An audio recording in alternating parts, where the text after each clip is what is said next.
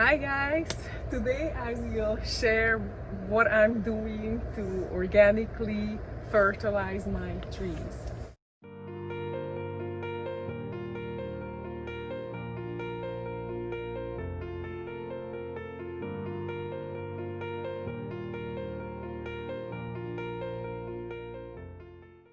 In this case, I will be talking about Mexican sunflowers.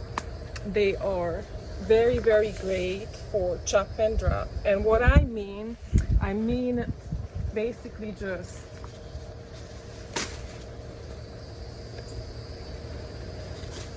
chop it down and you can always make it smaller, or you can keep it. If you make it smaller, then it would break down faster. And just drop it around your favorite plants. And that's what I do for fertilizing the trees, other than the mulch.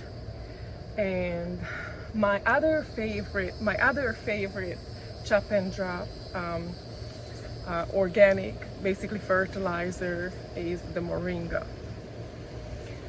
Everybody knows the moringa contains so many wonderful vitamins and everything else. So everything what basically it takes up from the ground, I give back to my favorite trees. And that, I cut it back a couple of times a year actually. And I'm increasing the land mass, and basically I don't have to continue every 2 years after a while the mulching if I do this. So after a while it will become just one small ecosystem in this case, because it's not a huge yard, but it's just a regular lot in Florida. Basically what I'm doing, chopping down, and I get all these Mexican sunflowers from one piece like that. Very easy to propagate.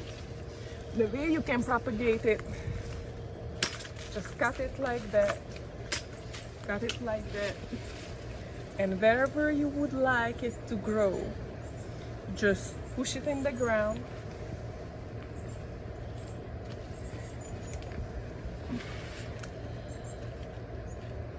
Like that.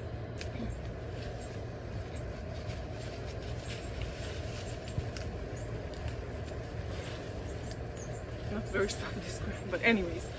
So the next, if there is no rainy season, make sure to water them at least a little bit at first, and the next, new sprouts will emerge, and you're going to have a huge plant just like that. I really love this Mexican sunflower because it just pollinator attractor. Bees love it, butterflies love it, and it gets pretty flowers too. In this case, this side I'm not going to wait for the flowers, just because I will focus on the chop and drop now, and that way it would give the plants enough time, one more time, to grow up about this big, or maybe a little bit shorter for the winter time. And I'm not going to chop it then for a while, because this will also help the little plants underneath, the understory. So if there is a freeze coming, this will protect them a little bit, at least a little bit, not for too long. But so yeah, you can see here, you couldn't see at first, but now you can see there is a lemon meringue mango growing. It's a young mango, so it didn't mind it to have this around it for a little bit, but right now I'm just chopping it down and I'm feeding it to the mango. All the nutrients that this will give is just going to this mango.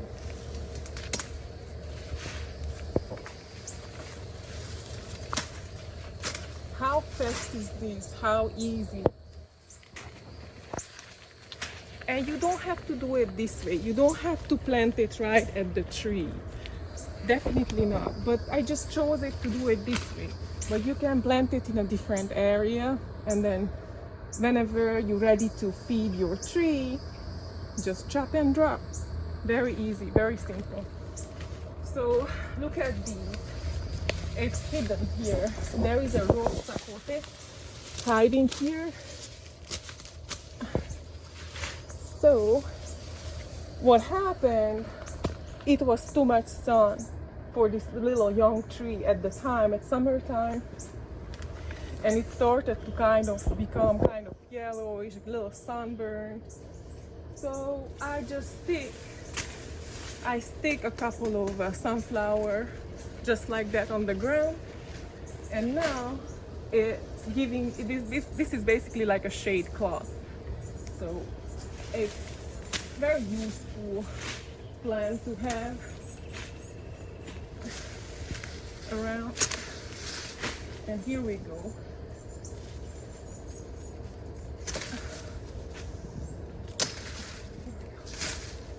And that's it. And now we're giving more sun to the rose sapote. Everything around this tree kind of grew a lot in this summertime because of all the rain. And the other, what I will chop down is this sunflower around the miracle fruit. The miracle fruit doesn't like full sun, so this one, it was like a shade cloth. Very simple too. Here we go. And this will grow back again, so all good. Here we go. Look at the miracle. Look at the buds, flower buds. There is gonna be a lot of miracle fruit coming in soon, and guavas. But hopefully wormless. Oh my gosh, I really hope. Look, I double bagged them. I was serious about it. My other favorite chop and drop is this mulberry. I'm not exactly sure which type is this mulberry, but it's not very sweet. Get some tartness. I think the ever-bearing mulberry will be much better quality fruit, or the white Australian king white mulberry. So basically, I'm using this tree, or now it's a bush, to give back to the land, give back to the soil. So what I do, I just cut it. And most of the time what I use for this one, I don't use this one because I butcher it. Butcher. You mean your nickname's not Machete? No, but normally I have the little saw that I use, but I don't know where I put it. So, but the main thing that I use that tree as well, it grows back very quick and it grows back stronger, so it's not a big deal. And like I said, my favorite is the Mexican sunflower. Really quick, I'm gonna cut it around the lychee. Okay.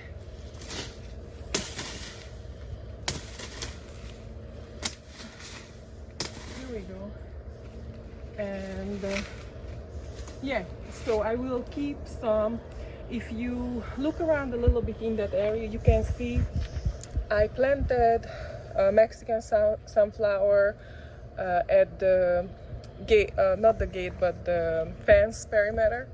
It's wonderful for privacy too. It grows very thick. At first it grows just long and kind of going left and right with the wind, but if you cut it, it's becoming bushier. So it's better to chop it. Don't be afraid of chopping it. What I also want to mention, that what will be very useful to the garden, to the soil, to the other plants around, if you plant plants and trees that they fixing the nitrogen, and basically they help all around the other plants around them. And what I love to use is pigeon peas, and I just planted this year an ice cream bean tree. Those grow humongous, so I will have to trim it a lot probably in the future, but also good for nitrogen fixing. Perennial peanuts, it's another good one. And mimosas, also very good plants to cover the ground and fix the nitrogen. And I also use time to time compost tea from the composter, but I normally mix it with water so it wouldn't burn. It's way too strong, and so I just mix it with water and I would put it on my plants that needs to be fed. So that's also I wanted to mention. My other big favorite is the moringa. I really love to give this chop and drop to the trees around. My favorite trees, normally I get this one. I mean, it just gets so many good nutrients and everything that it takes up from the root, you know, from the long tap root. And I will normally give it to my favorite trees, and right after it starts to just break down, all the trees seems to like it a lot that I use this one. And I cut it down a couple of times a year, and what it does, it makes the trunk bigger and stronger. Okay, so also it helps me because I like to cook it with rice, and it's easy to pick it, it's easy to put it in your smoothies, everything, because it's right here. So cutting it helps a lot. You want to come closer to see the trunk, that it's really not hurting it really. You want to get closer? Maybe you could use like a machete and clear the path. Clear the path. Okay, here we go. Is it better?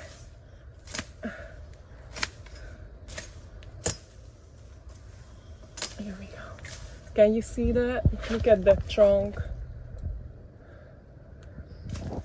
So every single year I cut it back at least 2-3 times.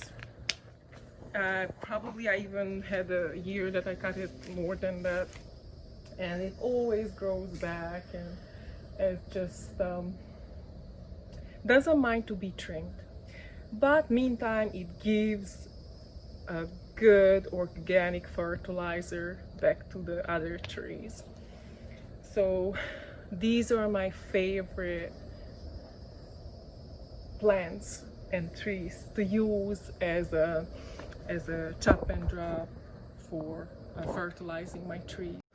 When we make a trimming like mango or lychee or sugar apple, whatever you look around, I also use that as around trees, or if they are healthy, of course, because if there is a disease, I just get rid of it. But thankfully we don't have to deal with that much of a disease, other than lately I see some Sri Lankan weevil.